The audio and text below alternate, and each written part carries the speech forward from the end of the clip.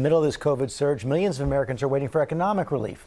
House Speaker Nancy Pelosi is in talks with Treasury Secretary Steven Mnuchin and says the deal has to be struck by the end of today if they're going to get a stimulus package before the election. Senior congressional correspondent Mary Bruce is tracking the negotiations from Washington. Good morning, Mary.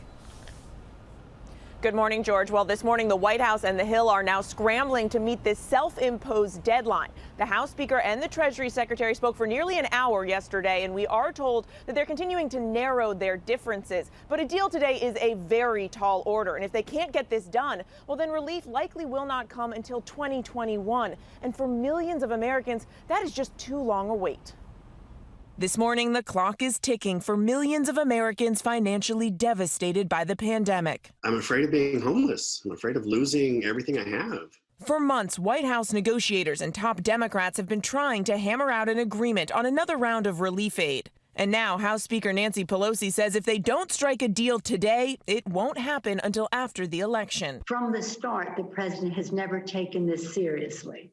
And neither has Mitch McConnell. Both sides are still hundreds of millions of dollars apart, at odds over key provisions like funding for state and local governments and plans for a national testing program. President Trump adding confusion to the negotiations, called off talks earlier this month, only to restart them the very next day after facing backlash. Now he's telling Republicans to, quote, go big and blaming Democrats for the holdup. Nancy Pelosi at this moment does not want to do anything that's going to affect the election. But for many of the over 12 million Americans who are unemployed, the bills are already past due.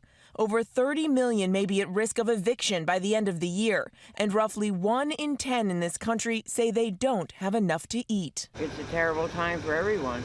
I mean, there's not enough of anything anymore. Most of the stimulus measures previously passed by Congress, like the forgivable loan program for small businesses, ended over the summer. Restaurant owners like Chris Carini doing everything they can to keep their doors open. I sold my motorcycle, I sold couches, chairs, bookshelves, like mirrors, everything that was in my house. I've sold most of my personal possessions.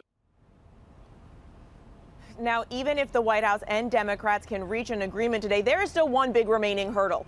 Senate Republicans. They are looking for a smaller, more targeted deal here. They have all but ruled out the kind of proposal that is being discussed. The president, though, says he can get his party on board, that he can get them to spend more, but that is just not guaranteed. Amy. All right, Mary Bruce, thank you for that.